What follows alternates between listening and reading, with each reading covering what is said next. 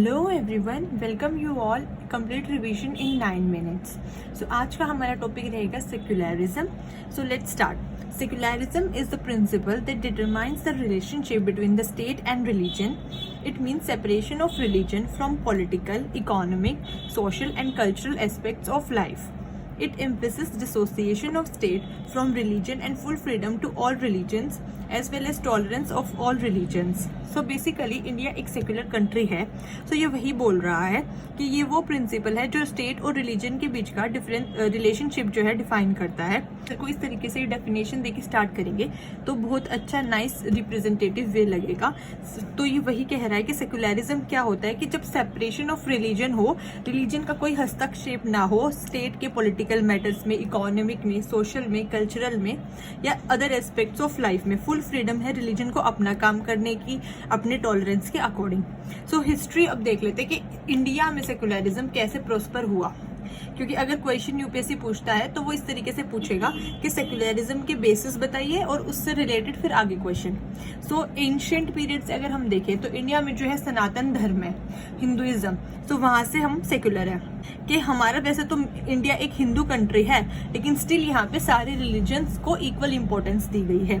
ठीक है. Second IVC के टाइम पे हमने देखा the cities of Mesopotamia and Harappa were not ruled by priest. Specific एक जो प्रीस्ट है कास्ट के वो रूल नहीं करते थे. इनफैक्ट वही हमने देखा है कि उस टाइम पे भी हमारे इक्वल रिलीजन्स प्रोस्पर करते थे.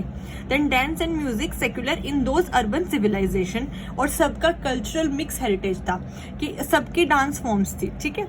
Then religious plurality of Hinduism by Vedas, Upanishads and Puranas. Then इसका एग्जाम्पल है कि जो हमारी एलोरा की केव्स हैं, temple built next to each other between 5th and 10th century. तो this shows coexistence of religion.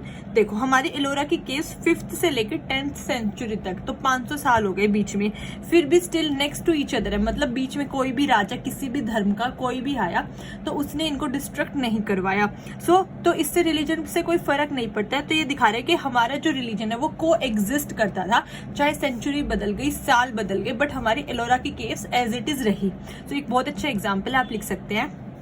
Next हमारा जो मौर्यन पीरियड था, अब एंशिएंट के बाद, इसमें कहा है जो एम्परर अशोका जो थे वो ग्रेट एम्परर थे फर्स्ट जिन्होंने अनाउंस किया था that state would not prosecute any religion. State कोई भी रिलीजन प्रोसिक्यूट नहीं करेगी. इनफैक्ट इसका एग्जांपल आप देना कि जो उनका 12th रोक एडिक्ट है उस पर ऑल रिलीजन मेंशन है. ऐसा नहीं है कि कोई स्पेसिफिक के बारे में कोई स्पेशल बात की गई है. सो एंशिएंट से हमने 4 एग्जाम्पल्स लर्न किए. सनातन धर्म, आईवीसी के हड़प्पा और मेसोपोटामिया में भी हमारे सभी रिलीजन, डांस, म्यूजिक प्रोस्पर था. रिलीजियस प्लुरैलिटी एलोरा की केव्स के, एंड मौर्यन के जो हमारे अशोका थे उनका जो 12th रोक एडिक्ट है. मैं साथ साथ लर्न करवा देती हूँ आपको. इसके बाद हम करेंगे मेडिवल इंडिया में कैसे प्रॉस्पर हुआ. सूफी एंड जो भक्ति मूवमेंट थे वहां पर हमारा bond of love and peace देखा गया, जैसे कि संत कबीर दास जी, गुरु नानक देव जी. मुगल पीरियड में Akbar had number of Hindu ministers. तो देखो अकबर एक मुस्लिम बादशाह थे लेकिन उनके पास बहुत सारे हिंदू मिनिस्टर्स थे. एग्जाम्पल है ही क्रिएटेड दिन इलाही, मतलब डिवाइन फेथ, जहाँ पे हिंदू और मुस्लिम दोनों को इक्वल रिप्रेजेंटेशन थी. वो आके अपनी अपनी बात डिस्कस करते थे.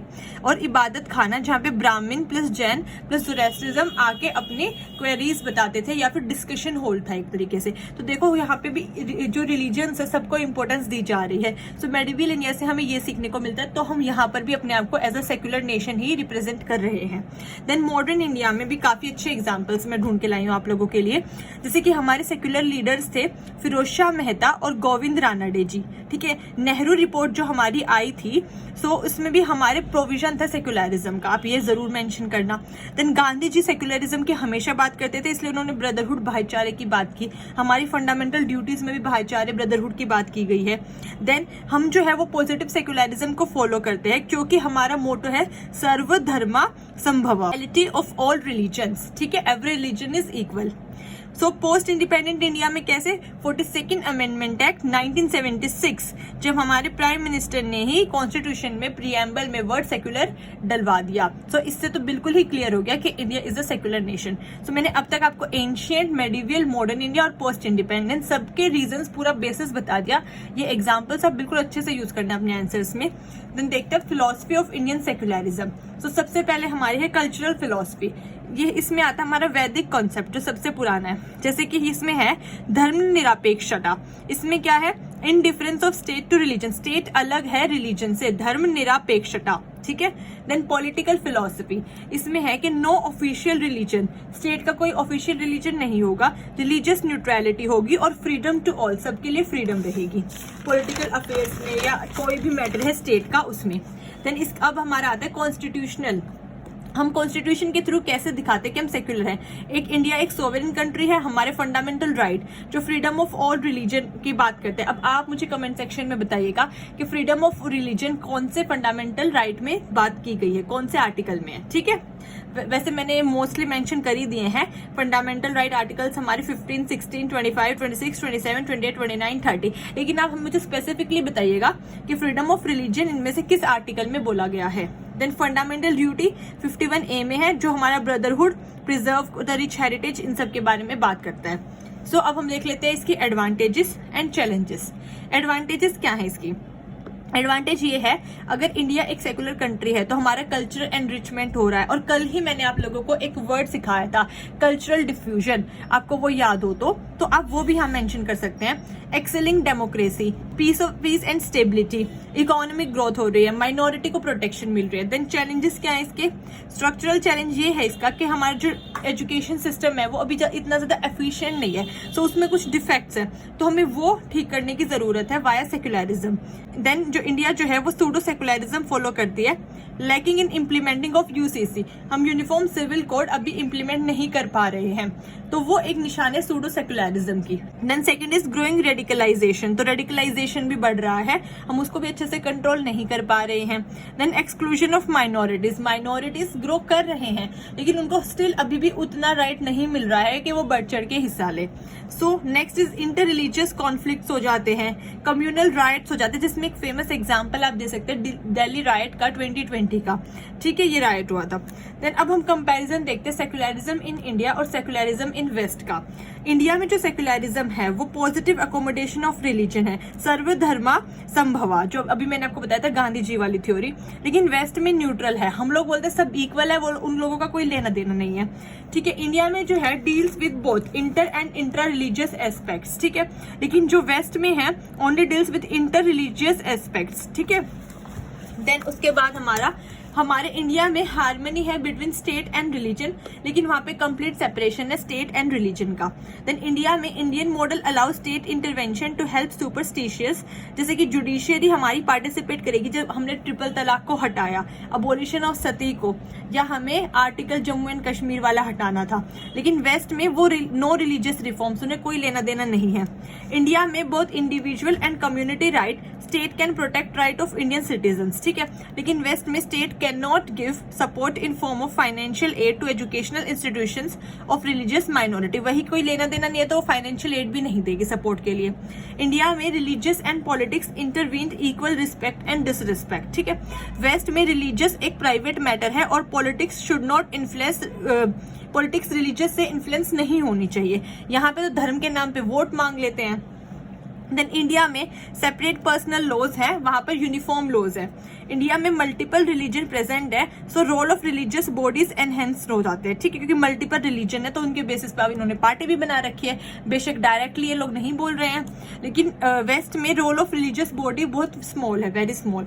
इंडिया में state has role in appointing trustees etcetera, ठीक है, लेकिन हमारे जो वेस्ट है उसमें religion has no place in public life, उनकी बिल्कुल public, political, professional life religion से बिल्कुल अलग है। देन इंडिया, ये एक आप एज अ कोड डाल सकते हैं, इंडिया फॉलोज मल्टीकल्चरलिज्म, ठीक है, मतलब does not have a dominant culture, हमारा कोई डोमिनेंट कल्चर नहीं है। Also India secularism is not a forced assimilation, हमारा फोर्स्ड नहीं है कि भाई हमें फोर्स्ड है कि हम सेक्युलर कंट्री बनना ही बनना है, ठीक है, हमारी इच्छा से हम लोग मल्टीकल्चरलिज्म फॉलो करते हैं। तो इसका एग्जाम्पल है कि जो ट्राइबल फेस्टिवल है नराली पूर्णिमा, अब देखो है वो ट्राइब्स का, लेकिन वो स्टिल इन्फ्लुएंस करता है हमारे रक्षाबंधन को, तो देखो कितना ज्यादा हमारा कल्चर डिफ्यूज हो रहा है, मिक्स हो रहा है। अब steps taken by government to promote secularism. हमारी जो नेशनल इंटीग्रेशन काउंसिल है NIC formed in 1962 under chairmanship of Mr. PM to combat communalism and ensure unity। ठीक है, कम्युनलिज्म को हटा के यूनिटी इंश्योर करो जिससे सेकुलरिज्म प्रमोट हो। Then judicial opening all religious places of all classes, जैसे सबरीमाला टेम्पल एंट्री केस था, उसमें बोला गया था कि हर कोई टेम्पल में जा सकता है, हर जगह सभी के लिए ओपन है रिलीजियस प्लेस। तो आप ये एग्जाम्पल यूज करना, ठीक है। देन सच्चर कमेटी सबसे इंपॉर्टेंट है, ये आप आंसर में जरूर लिख के आना 2005 एंड 2006 की, to find out socio economic condition of Muslims and Ranganath Mishra commission to a certain status of religious and linguistic minority. इन्होंने भी बहुत काम किया था, रंगानाथ मिश्रा कमीशन ने एंड सच्चर कमेटी ने, लिंग्विस्टिक एंड रिलीजियस माइनॉरिटीज के हित में। Then national ministry development and finance corporation 1994 में गवर्नमेंट ने सेटअप किया ताकि सेकुलरिज्म प्रमोट कर सके, उसको फाइनेंस दे सके। वेलफेयर स्कीम्स लाए, नए उड़ान फाइनेंशियल सपोर्ट देने के लिए माइनॉरिटीज को, clearing the exam. Then development program लेके आई जम्मू एंड कश्मीर के यूथ के लिए ताकि जम्मू एंड कश्मीर के यूथ को भी हम मेन स्ट्रीम में ला सके, जिसका नाम था उड़ान एंड हिमायत। ठीक है, सो आज की वीडियो में इतना ही। सेक्युलरिज्म हमारा कंप्लीटली खत्म हो गया है। अब तक हम सेलिएंट फीचर ऑफ सोसाइटी भी देख चुके हैं, डाइवर्सिटी वाला भी देख चुके हैं, आज हमने सेक्युलरिज्म भी कर लिया अच्छे से। कल हम करेंगे अपना नेक्स्ट टॉपिक जो रहेगा role of women in empowerment and role of women organizations। ठीक है, so if you like this video then please share, subscribe this channel। Thank you so much। जय हिंद।